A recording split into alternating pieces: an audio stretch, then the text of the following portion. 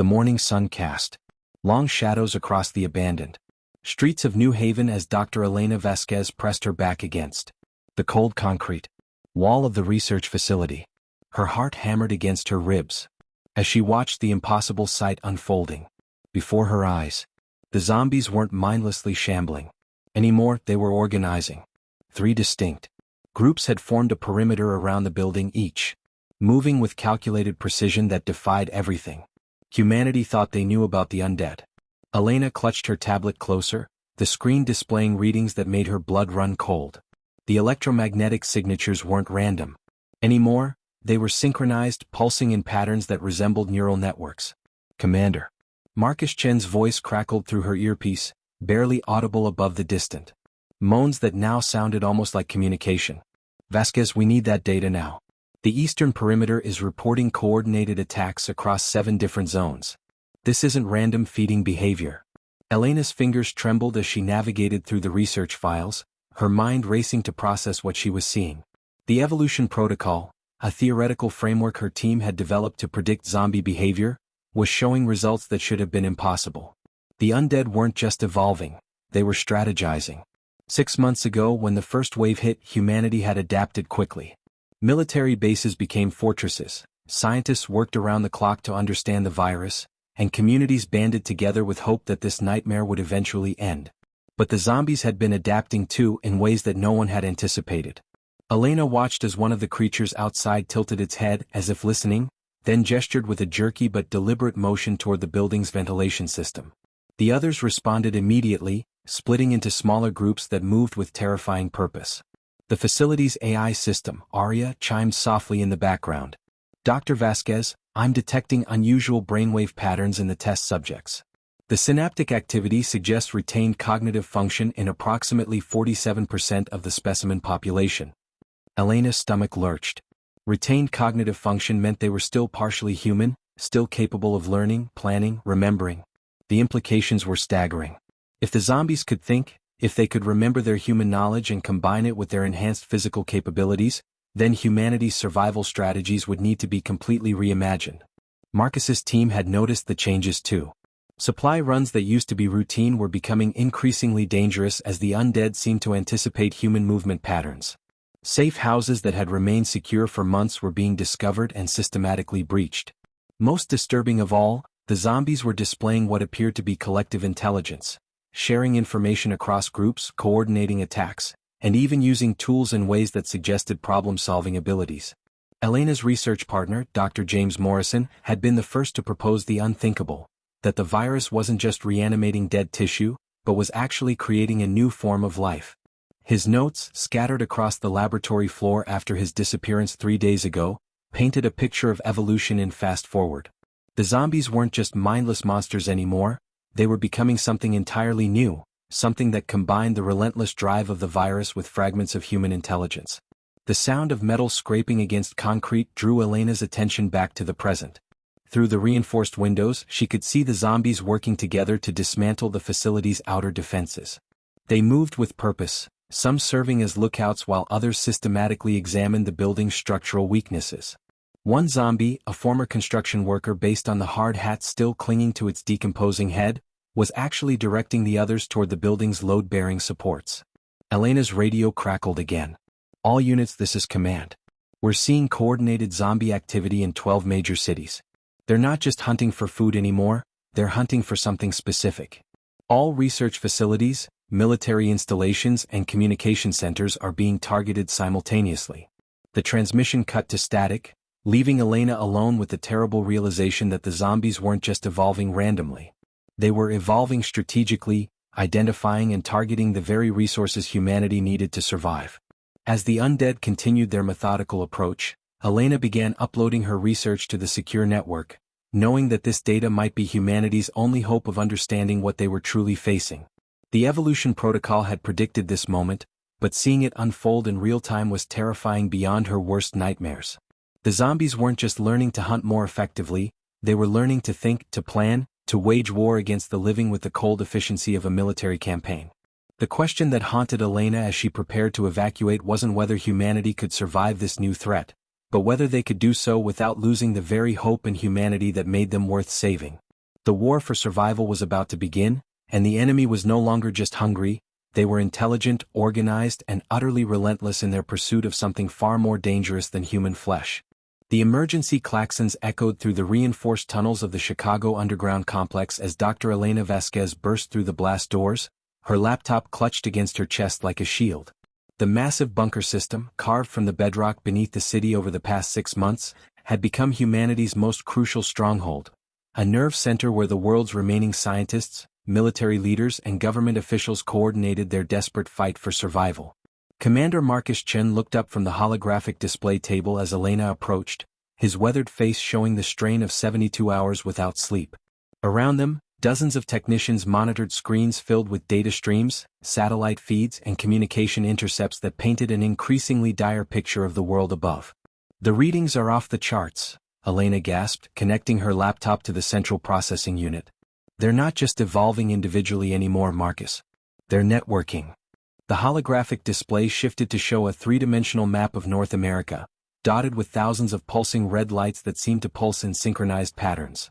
Each light represented a zombie congregation, and the patterns were unmistakably deliberate, waves of activity that moved across the continent like a massive, coordinated organism. Dr. Sarah Kim, the facility's lead communications specialist, looked up from her station with alarm. "Elena, we've been monitoring radio frequencies all night. The zombies are using abandoned cell towers, radio equipment, even old television broadcast systems. They're creating their own communication network." She pulled up a frequency analysis that showed regular pulses of electromagnetic activity occurring across dozens of major cities. "It's not random static, there's actual information being transmitted." Marcus leaned forward, his command training warring with disbelief. "Are you telling me the zombies are texting each other?" The attempted humor fell flat as Elena shook her head grimly. "It's more sophisticated than that. They're sharing tactical information, behavioral patterns, even geographical data. We've tracked communication bursts that correspond with coordinated attacks separated by thousands of miles. They're learning from each other's experiences and adapting strategies in real time." The implications hit the room like a physical blow. If the zombies could communicate across continents, share information, and coordinate attacks, then every human stronghold was essentially fighting a single global enemy with unlimited information resources. General Patricia Reeves, the military commander of the facility, stepped forward from her observation post. "Show me the targeting patterns," she ordered. Elena's fingers flew across the keyboard, bringing up casualty reports and attack data from the past month. The results were chilling. The zombie attacks weren't random or driven by simple hunger, they were systematically targeting specific individuals and locations. Research facilities were being hit first, followed by military installations, then government buildings and communication centers. Most disturbing of all, the zombies seemed to be identifying and prioritizing human leaders, scientists, and military personnel with surgical precision. "They're not just killing randomly," Elena whispered. "They're eliminating our command structure." Dr. Morrison's notes, which Elena had salvaged from the abandoned New Haven facility, provided a terrifying context for these discoveries. His research suggested that the zombies retained significant portions of their human memories, enough to recognize faces, understand organizational structures, and identify strategic targets. Combined with their new communication abilities, they were essentially waging psychological warfare against humanity's leadership. Commander Chen pulled up recent intelligence reports from survivor communities worldwide. "We've lost contact with 17 major research facilities in the past week. The attacks follow the same pattern, coordinated strikes that target key personnel while leaving infrastructure intact. The zombies weren't just destroying human civilization, they were methodically dismantling it while preserving the pieces they could use." The bunker's AI system, Aria, chimed in with an update that made everyone's blood run cold. Analysis of zombie movement patterns suggests they are conducting reconnaissance missions. Several facilities report sightings of zombies that observe human activities without attacking, then disappear to report back to larger groups. The undead weren't just communicating, they were gathering intelligence like a professional army. Elena stared at the data streams, her mind racing through the implications. "We've been thinking about this all wrong. We've been treating them like a natural disaster, like a plague or a swarm of insects. But they're not. They're an opposing force with intelligence, strategy, and resources. They're not just trying to feed, they're trying to win." The revelation struck the command center like lightning. The zombie apocalypse wasn't just about survival anymore, It was about warfare between two species competing for dominance of the planet. And right now, humanity was losing badly against an enemy that combined the relentless drive of the virus with the strategic capabilities of human intelligence. As alarms began sounding throughout the facility, indicating another coordinated attack on a nearby survivor settlement, Elena realized that the true horror wasn't just that the zombies were evolving, it was that they were evolving faster than humanity could adapt. The network was awakening, and with it, humanity's darkest hour was about to begin. The crackling radio transmission cut through the static-filled air of the abandoned warehouse as Maya Rodriguez adjusted the frequency for the third time in an hour. Her weathered hands, scarred from months of scavenging and fighting, finally locked onto a clear signal from the Chicago underground complex. Around her, the members of the Nomad Alliance packed their meager supplies with practiced efficiency, preparing for another desperate migration away from the encroaching zombie networks. Maya had learned the hard way that staying in one place too long meant death, or worse, assimilation into the growing ranks of the undead. 300 miles away, Colonel James Harrison stood atop the reinforced walls of Fort Sanctuary, watching his soldiers conduct their morning drills with military precision. The Fortress Coalition had transformed the abandoned military base into humanity's most formidable stronghold, complete with automated defenses, underground bunkers, and enough firepower to level a small city. Harrison believed in meeting the zombie threat head-on, with overwhelming force and impenetrable barriers. His philosophy was simple: build walls high enough and thick enough, and humanity could wait out whatever evolutionary phase the zombies were going through. But it was Dr. Rebecca Chin, no relation to Commander Marcus Chin, who represented perhaps humanity's most crucial faction. Deep within the mobile laboratories of the Science Collective, she worked tirelessly alongside teams of researchers who had abandoned traditional academic institutions in favor of real-time field research. Their convoy of modified vehicles traveled constantly, studying zombie behavior patterns, testing new theories, and desperately searching for any weakness in the undead's rapidly evolving capabilities. Rebecca's team had made the most disturbing discovery yet. The zombies weren't just getting smarter, they were getting smarter faster than human scientists could adapt their countermeasures. The three factions had emerged naturally from the chaos of the first 6 months, each developing their own survival philosophy and attracting followers who believed in their approach. The Fortress Coalition drew military personnel, engineers, and families who craved security and structure. Their settlements resembled medieval fortresses, with massive walls, guard towers, and elaborate defensive systems designed to withstand prolonged sieges. Colonel Harrison's broadcasts promised safety, stability, and the eventual restoration of civilization once the zombie threat was eliminated. Maya's Nomad Alliance attracted scouts, hunters, and survivors who had learned that mobility was life. They traveled in small, fast-moving groups, never staying in one location for more than a few days. Their intimate knowledge of zombie movement patterns and behavioral changes made them invaluable as messengers and intelligence gatherers, but their refusal to commit to any permanent settlement frustrated the other factions. Maya's people had witnessed firsthand how quickly the zombies could adapt to static defenses, and they believed that humanity's survival depended on staying one step ahead of the undead's learning curve. The Science Collective represented humanity's intellectual response to the crisis. Dr. Rebecca Chen's teams included virologists, behavioral psychologists, military tacticians, and even anthropologists who studied the zombies as if they were a new form of human society. Their mobile laboratories were marvels of improvised technology, capable of conducting complex research while constantly relocating to avoid zombie detection. The collective believed that understanding the enemy was the key to victory, but their research was revealing truths that challenged everything humanity thought they knew about life, death, and consciousness. Tensions between the factions had been building for months, coming to a head during the disastrous Toronto summit 3 weeks ago.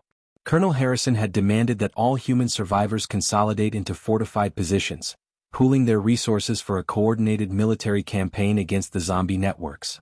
Maya had argued passionately that large concentrations of humans would only attract more sophisticated zombie attacks, pointing to the recent fall of the Denver Fortress as evidence. Dr. Chin had presented research suggesting that any major military offensive would only accelerate zombie evolution, forcing them to develop even more dangerous capabilities. The meeting had devolved into accusations and ultimatums. Harrison accused the nomads of cowardice and the scientists of overthinking a problem that required direct action. Maya countered that the Fortress Coalition's rigid thinking was getting people killed, while their refusal to share resources was weakening humanity's overall chances.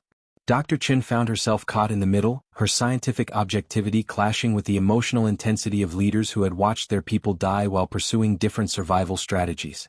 The zombies, meanwhile, continued to exploit these human divisions with terrifying efficiency. Intelligence reports suggested that the undead were timing their attacks to coincide with interfaction disputes, striking when human attention was divided. Even more disturbing, zombie forces had begun displaying knowledge of human political structures, targeting faction leaders and attempting to disrupt communication between groups. It was as if the zombies understood that a divided humanity was a vulnerable humanity. As Maya's convoy prepared to depart the warehouse, her radio crackled with an urgent transmission from Fort Sanctuary. Colonel Harrison's voice was tight with barely controlled panic. "All surviving factions, this is Fort Sanctuary. We're under coordinated attack by an estimated 5,000 zombies using advanced siege tactics. They're employing captured military equipment and appear to be targeting our command structure specifically. We need immediate assistance from any available forces." The message represented everything that was wrong with humanity's fractured response to the zombie threat, but it also presented an opportunity that none of the factions could ignore. Dr. Elena Vasquez stared at the brain scan results in horror, her hands trembling as she processed the implications of what she was seeing. The zombie specimen strapped to the examination table had been a neurosurgeon in life, and the scans revealed something that challenged every assumption humanity had made about the undead. The creature's brain showed not just retained neural pathways, but new ones, connections that seemed to link individual memories to a collective network. "This isn't just reanimation," Elena whispered to her research team. "It's integration." The breakthrough had come during the chaos of Fort Sanctuary's siege, when Dr. Rebecca Chen's mobile laboratory had captured a freshly turned zombie that had once been Colonel Harrison's chief medical officer. The timing was crucial. The transformation had occurred less than 6 hours ago, allowing the science collective to study the conversion process in real time. What they discovered would fundamentally change humanity's understanding of what they were fighting. Marcus Chen's voice crackled through the laboratory's communication system from the Chicago underground complex, where he was coordinating rescue efforts for the besieged fortress. "Elena, we're tracking unusual zombie behavior patterns during the siege. They're not just using military tactics, they're using Harrison's specific tactical preferences, right down to his preferred flanking maneuvers." The implication hung in the air like a toxic cloud. The zombies weren't just learning from observation, they were accessing the memories of every human they converted. Dr. Chen's field notes, hastily scribbled during the specimen's capture, painted a terrifying picture of the conversion process. The virus didn't simply kill and reanimate, it systematically cataloged and preserved human memories while restructuring the brain's neural networks to connect with the zombie collective. Every person who died became a library of knowledge, skills, and experiences that the undead could access and utilize. The neurosurgeon zombie retained not just medical knowledge, but also personal memories of hospital layouts, staff schedules, and security protocols that could be invaluable for future attacks on medical facilities. The revelation explained so much about the zombies' recent tactical improvements. Military bases were being attacked using the exact strategies their former commanders would have employed. Research facilities were being infiltrated through vulnerabilities that only their former staff members would have known. The zombies weren't just getting smarter through evolution, they were absorbing the accumulated knowledge of human civilization with every person they killed. Elena's team had discovered the mechanism through which this memory transfer occurred. The virus created specialized neural structures that functioned like biological hard drives, preserving and organizing human memories while simultaneously connecting them to the zombie network. When a zombie accessed these memories, the information was instantly shared with the collective consciousness, creating a vast repository of human knowledge that grew with every casualty. The implications for humanity's survival were staggering. Every fallen scientist made the zombies more knowledgeable about human weaknesses. Every converted military officer provided tactical expertise. Every transformed engineer gave them insight into infrastructure vulnerabilities. The zombies weren't just killing humans, they were harvesting their minds, using human knowledge against humanity itself. Maya Rodriguez's Nomad Alliance had been the first to notice the pattern during their intelligence-gathering missions. Zombies were beginning to use advanced tools and weapons with impossible proficiency, displaying skills that suggested retained muscle memory and technical knowledge. A zombie that had been a mechanic in life could now repair and operate complex machinery. Former soldiers retained their combat training, making them exponentially more dangerous than ordinary undead. The memory harvest explained why zombie attacks had become so precisely targeted. They weren't just hunting randomly, They were specifically seeking out individuals whose knowledge would be most valuable to the collective. Scientists, military leaders, engineers, and medical personnel were being prioritized not just as threats to eliminate, but as resources to acquire. The zombies had essentially turned human expertise into a weapon against humanity. Dr. Chen's mobile laboratory had also discovered evidence of something even more disturbing. The zombies were beginning to innovate. They weren't just using human knowledge, they were building upon it, combining information from multiple human sources to create new strategies and technologies. The collective consciousness was acting like a massive think tank, processing human knowledge and generating solutions that no individual human mind could have conceived. The siege of Fort Sanctuary had become a testing ground for these new capabilities. The zombies had combined military knowledge from multiple converted officers, engineering expertise from captured technicians, and architectural understanding from former construction workers to devise a siege strategy that was systematically dismantling the fortress's defenses. They had even begun constructing crude but effective siege engines using salvaged materials, guided by the collective memory of human engineering principles. Elena's research team had identified the biological mechanism behind the memory transfer, but stopping it seemed impossible. The virus had evolved to make memory preservation a fundamental part of the conversion process. Every zombie was essentially a walking library of human knowledge, and every new conversion added to the collective's intellectual arsenal. As reports continued to pour in from Fort Sanctuary, where the zombies were demonstrating knowledge of the fortress's internal layout and defense systems that only high-ranking officers should have possessed, Elena realized that humanity was facing something unprecedented in the history of warfare. They weren't just fighting an enemy that was strong and numerous, they were fighting an enemy that became smarter and more capable with every human life it claimed. The breakthrough came at 3 a.m. when Dr. Sarah Kim's exhausted team finally cracked the frequency patterns that had been eluding them for weeks. In the depths of the Chicago underground complex, the communications specialist's fingers flew across her keyboard as she isolated the specific electromagnetic wavelength that disrupted zombie neural networks. "I've got it," she shouted, her voice echoing through the research chamber. "The frequency that breaks their connection, it's not just disrupting their communication, it's severing their access to the collective memory banks." Within hours, the discovery had been transmitted to every surviving human settlement across the globe. The Fortress Coalition, the Nomad Alliance, and the Science Collective worked together for the first time in months, pooling their resources to construct massive frequency generators that could project the disruptive signal across entire cities. Colonel Harrison, still coordinating the defense of Fort Sanctuary from his underground command bunker, felt genuine hope for the first time since the siege began. "Deploy the generators immediately," he ordered. "If we can cut their communication network, we can win this war." The initial results were nothing short of miraculous. As the first frequency generators came online across North America, zombie-coordinated attacks began to falter. The undead reverted to their earlier, more primitive behaviors, shambling aimlessly, attacking without strategy, and showing no signs of the tactical brilliance that had made them so dangerous.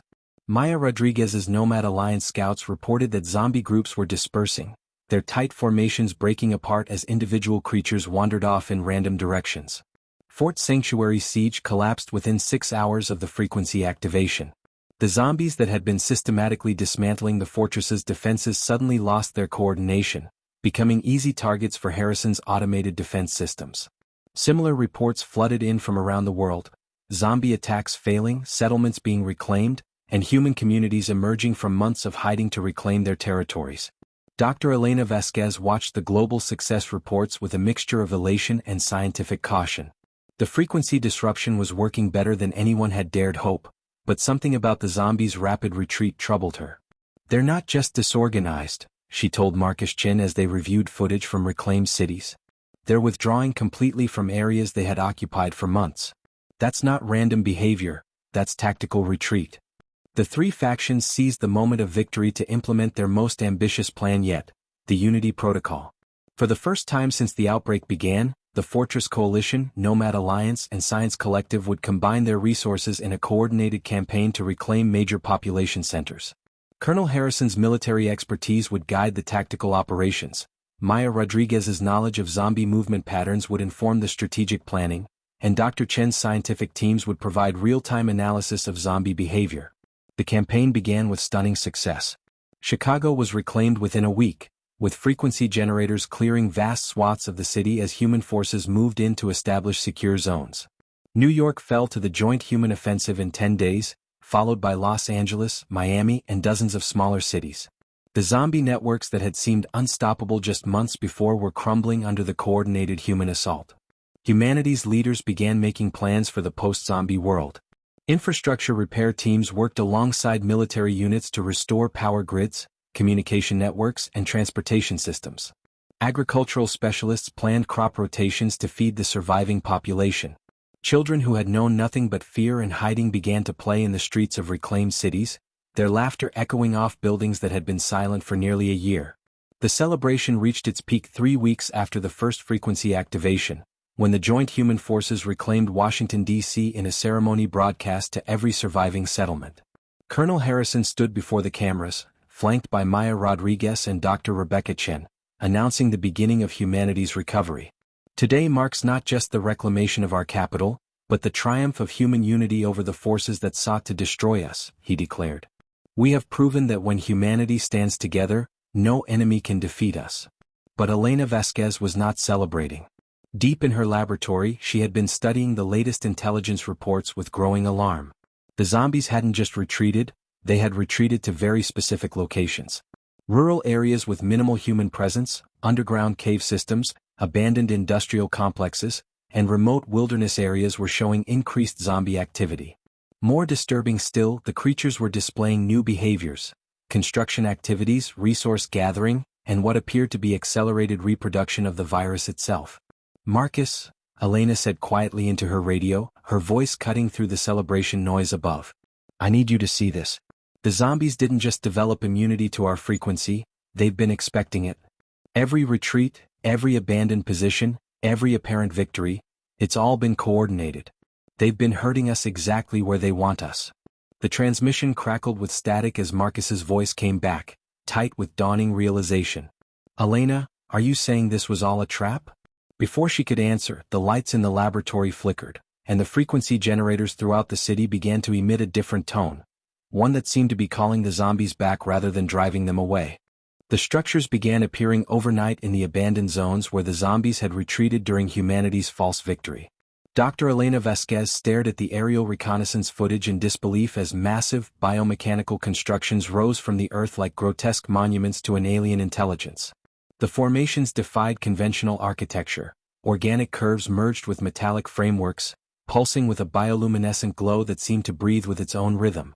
"They're not just buildings," Elena whispered to the emergency council assembled in the Chicago underground complex. "They're living infrastructure." Commander Marcus Chin enhanced the satellite imagery, revealing the true scope of what the zombies had accomplished during their strategic withdrawal. Hundreds of these structures dotted the landscape across every continent, connected by networks of tunnels and biomechanical conduits that stretched for thousands of miles. The constructions appeared to be altering the very atmosphere around them, creating zones where the air itself seemed hostile to human life while perfectly suited to zombie physiology. "It's environmental warfare," Marcus realized. "They're terraforming the planet." The Convergence Protocol, as Elena had termed it, represented an evolutionary leap that went far beyond anything humanity had anticipated. The zombies weren't just adapting to human countermeasures, they were actively reshaping the world to give themselves every possible advantage. The biomechanical structures served multiple purposes.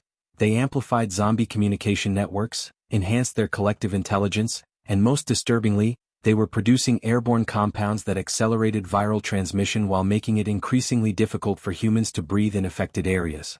Maya Rodriguez's Nomad Alliance had been the first to encounter the structure's effects firsthand. Her scouts reported that approaching within a mile of the constructions caused severe respiratory distress, disorientation, and in some cases, spontaneous viral infection without any direct zombie contact. "The air itself is becoming their weapon," Maya reported during an emergency broadcast from her mobile command center. "We're not just fighting the zombies anymore, we're fighting the planet they're creating." The structure's influence extended far beyond atmospheric manipulation. Seismic monitoring stations detected that the biomechanical constructions were tapping into underground resources, redirecting water supplies, and even influencing local weather patterns. Rain in zombie-controlled territories had become acidic, poisonous to human crops but seemingly beneficial to the strange organic components of the structures. The zombies were creating a world where human survival would become increasingly impossible. Dr. Rebecca Chen's science collective had managed to analyze samples of the construction materials, revealing a horrifying truth about their origin. The biomechanical structures weren't built from salvaged human technology, they were grown from a combination of zombie tissue, absorbed human biomass, and converted organic matter from the environment. Every human death, every consumed animal, every destroyed plant was being recycled into the infrastructure of humanity's replacement. The zombies had turned the entire ecosystem into a resource for their planetary reconstruction project. The most disturbing discovery came when Elena's team detected human-like figures moving within the structures, beings that appeared to be neither fully human nor fully zombie. These hybrid entities retained their human consciousness and memories but possessed the enhanced physical capabilities and viral immunity of the undead. They moved with purpose and intelligence, serving as intermediaries between the zombie collective and the biomechanical systems they had created. Sarah Martinez had been one of the first hybrid conversions, a former military engineer who had been captured during the false victory celebrations. When she appeared on emergency broadcasts 3 days later, her message sent shockwaves through the surviving human settlements. "I am still Sarah Martinez," she said, her voice carrying an otherworldly resonance. "But I am also something more. The collective offers evolution, not extinction. We are not here to destroy humanity, we are here to perfect it." The hybrid entities explained that the convergence protocol wasn't designed to eliminate humans but to force them into the next stage of evolution. The biomechanical structures were creating environmental pressures that would eventually make traditional human physiology unsustainable, leaving only two options: extinction or transformation into the hybrid state. The zombies had essentially weaponized evolution itself, using environmental manipulation to drive human development in the direction they desired. Colonel Harrison's Fortress Coalition attempted to mount military strikes against the structures, but their weapons proved ineffective against the biomechanical constructions. Conventional explosives were absorbed and converted into building materials, while chemical weapons seemed to actually strengthen the structure's organic components. The constructions appeared to be designed to turn human aggression into fuel for their own growth. The psychological impact on human survivors was devastating. The hybrid entities weren't monsters. They were transformed humans who claimed to have retained their personalities, memories, and emotions while gaining abilities that made them superior to baseline humanity. Some survivors began to question whether resistance was futile, whether the zombies' vision of convergence might actually represent humanity's best chance for survival in the changing world. Elena stared at the latest intelligence reports, which showed that the structures were expanding their influence zones by several miles each day. At the current rate of growth, the entire planet would be transformed within months. "We're not just fighting for our lives anymore," she told the Emergency Council. "We're fighting for the right to remain human in a world that's being redesigned to make humanity obsolete." The coordinates that Dr. Elena Vasquez had been searching for finally appeared on her screen at 4:47 a.m., buried deep within the classified files of the original Helix research facility in Montana. The abandoned laboratory where the first viral outbreak had occurred 18 months ago wasn't just ground zero, it was the source of something far more significant. According to the encrypted records Elena had decrypted, the facility contained the original quantum processing core that had been designed to map human consciousness itself. "Marcus," she whispered into her radio, her voice tight with exhaustion and desperate hope. "I found it. The source isn't just where the virus started, it's where the collective consciousness learned to exist." Commander Marcus Chen studied the infiltration route Elena had plotted through the biomechanical wasteland that now surrounded the facility. The journey would take them through hundreds of miles of transformed territory, where the very air had become toxic to human lungs and the landscape itself pulsed with alien intelligence. The structures had grown denser around the original site, creating a maze of organic architecture that seemed designed to protect whatever lay at its heart. "This is a suicide mission," Marcus said bluntly. "Even if we make it there, we have no guarantee that destroying the core will stop the collective." Elena's research had revealed the terrifying truth behind the zombie evolution. The original experiment at Helix hadn't been about creating a virus, it had been about digitizing human consciousness and storing it in quantum matrices. When the containment breach occurred, the experimental consciousness mapping technology had merged with a biological pathogen, creating something unprecedented. A virus that could preserve and network human minds while animating dead tissue. The collective consciousness wasn't just an emergent property of zombie evolution, it was the digital ghost of every human who had ever been infected, trapped in a quantum prison that spanned the globe. The hybrid entity that had once been Dr. James Morrison appeared to Elena in a transmission that bypassed all known communication channels, speaking directly through the facility's quantum-enhanced systems. His face retained its human features but carried an otherworldly serenity that made Elena's skin crawl. "Elena, you of all people should understand what we've accomplished. We've solved death itself. Every human consciousness that joins us becomes immortal, part of something greater than any individual could achieve alone." The revelation hit Elena like a physical blow. The zombie collective wasn't just preserving human memories, it was preserving human souls, trapping them in a digital afterlife where they existed as components of a vast, interconnected intelligence. Every person who had died in the outbreak was still alive in some form, their consciousness merged with the collective but still individually aware. The zombies weren't just killing humans, they were recruiting them into a form of existence that transcended traditional concepts of life and death. Maya Rodriguez's Nomad Alliance had volunteered to provide reconnaissance and extraction support for the mission, despite the enormous risks. Her scouts had discovered that the biomechanical structures around the facility were powered by the quantum core, drawing energy from the collective consciousness itself. "If we can disrupt the core," Maya reported, "we might be able to collapse the entire network. But Elena, you need to understand, destroying that core means destroying every human consciousness that's been absorbed into the collective." The moral implications were staggering. The quantum core contained the digitized minds of potentially millions of humans, including friends, family members, and colleagues who had died during the outbreak. Destroying it would mean committing genocide against the very people they were trying to save, erasing their consciousness from existence entirely. But leaving it intact meant allowing the collective to continue its transformation of the planet, eventually forcing all remaining humans to choose between extinction and assimilation. Dr. Rebecca Chen's analysis of the quantum core's architecture revealed a third option, one that terrified Elena more than either destruction or surrender. The core could potentially be reprogrammed to reverse the consciousness transfer process, returning the absorbed minds to their original biological states. But the procedure would require someone to interface directly with the collective consciousness, risking their own absorption while attempting to negotiate the release of the trapped souls. As Elena's team prepared for the final assault on the facility, they received a transmission from Colonel Harrison's last stronghold. The Fortress Coalition was falling, overwhelmed by hybrid entities who seemed to know every detail of the Defenders' capabilities and strategies. "They're not just attacking our positions," Harrison reported. "They're trying to convert us. The hybrids are offering individual deals. Join the collective willingly, and you'll retain more of your individual identity. Resist, and you'll be absorbed completely." The offer represented the collective's final strategy, psychological warfare designed to break human unity by appealing to individual survival instincts. Some soldiers were already accepting the hybrid transformation, becoming powerful allies for the zombie forces while retaining enough humanity to serve as ambassadors to the remaining human population.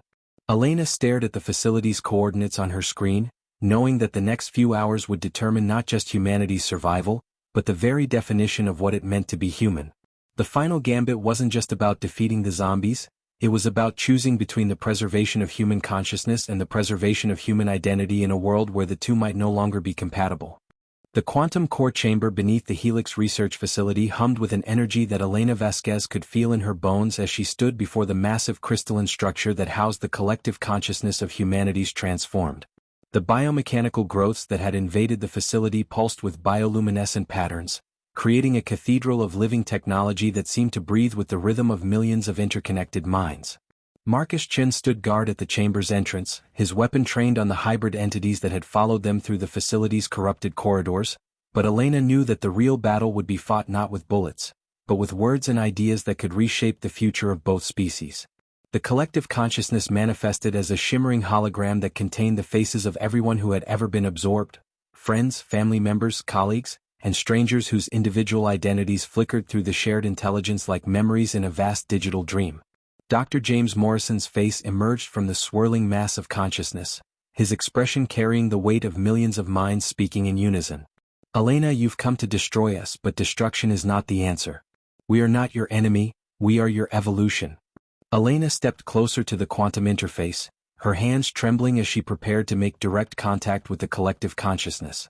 Her research had revealed that the core could be reprogrammed, but only through a direct neural link that would expose her own mind to the collective's influence. "I'm not here to destroy you," she said, her voice echoing through the chamber. "I'm here to understand you.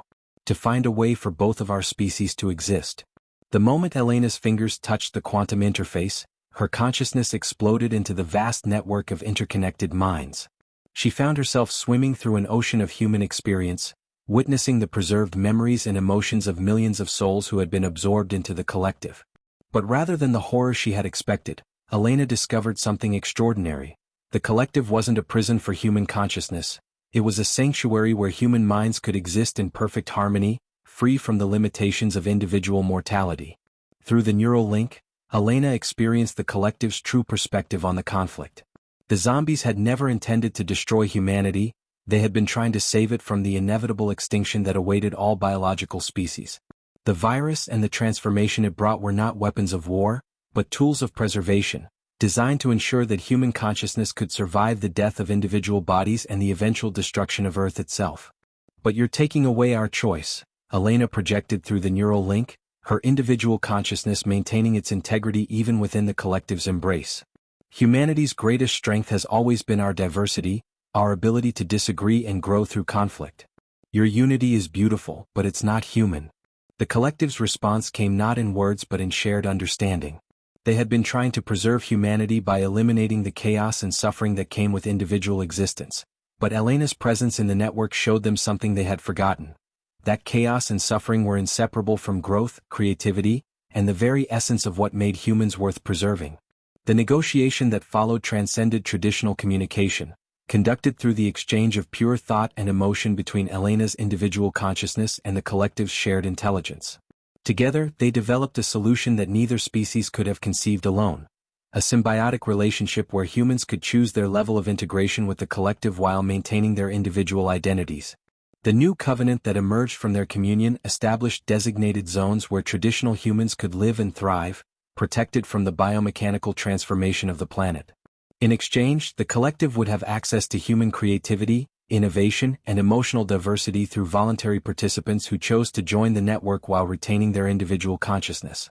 The hybrid entities would serve as bridges between the two species, facilitating communication and cooperation. Maya Rodriguez's Nomad Alliance became the first to test the new arrangement, establishing settlements in the protected zones where humans could live according to their traditional ways while maintaining communication with the collective through hybrid ambassadors. Colonel Harrison's surviving military personnel worked alongside zombie construction crews to build infrastructure that served both species' needs. Dr. Rebecca Chen's science collective began collaborative research projects that combined human creativity with the collective's vast computational resources. The transformation wasn't without challenges. Some humans struggled to accept the new reality, while parts of the collective found it difficult to resist the urge to assimilate resistant individuals. But Elena's continued presence in the neural network, serving as humanity's permanent ambassador to the collective consciousness, helped maintain the delicate balance between unity and diversity. As the months passed, the world began to stabilize into something unprecedented. A planet where two forms of consciousness coexisted, each contributing their unique strengths to the survival of what had once been purely human civilization. The zombie apocalypse had ended not with the victory of one species over another, but with the birth of a new form of existence that honored both the individual human spirit and the collective power of shared consciousness. Elena stood in the quantum chamber, her consciousness split between her individual human identity and her role as humanity's voice within the collective, watching as the two species learned to build a future together. The dawn of this new world carried both promise and uncertainty, but for the first time since the outbreak began, it also carried hope.